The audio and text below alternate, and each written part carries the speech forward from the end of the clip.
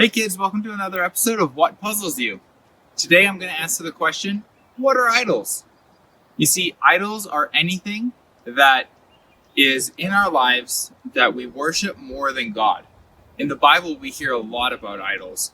We hear about how people were told not to worship idols. In fact, even the Ten Commandments has a commandment that says, "Thou shalt have no other gods before me."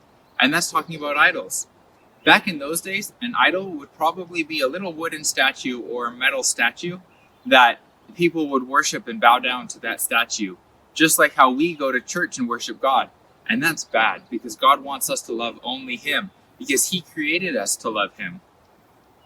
Sometimes we have idols in our lives. Even though we don't have a little statue that we might worship, we still have things that we put in our lives that come before God, and that's not good.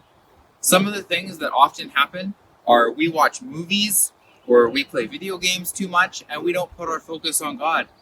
And we can use those things to distract us. Did you know that even sleep can be an idol? That if you're putting sleep before God, that makes it an idol.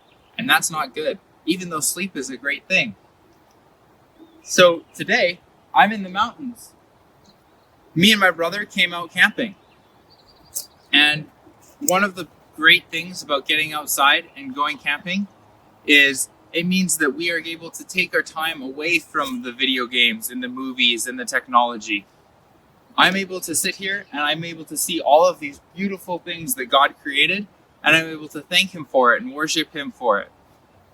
Now, some people can have, even the outside can be an idol for them, in that they would go camping or they would spend all their time in the outside, but they wouldn't give that time to be focusing on God. And so it's really important that we remember to do our devotions every morning as we read our Bible, and that we are praying and talking to God throughout our days, because God wants to have a relationship with us. And if we put other things before that relationship with Him, it makes God sad. So I hope you remember that as you go throughout your day, that you can remember what things in your life might become an idol. And maybe you can choose to go outside and play, or maybe talk to God and pray, or sing some worship music instead of going and playing a video game or watching a movie a lot of the time. Those things are good in small amounts, but if you do it too much, it can become an idol.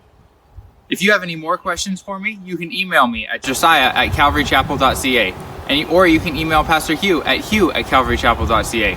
I hope to hear from you soon. See you next week.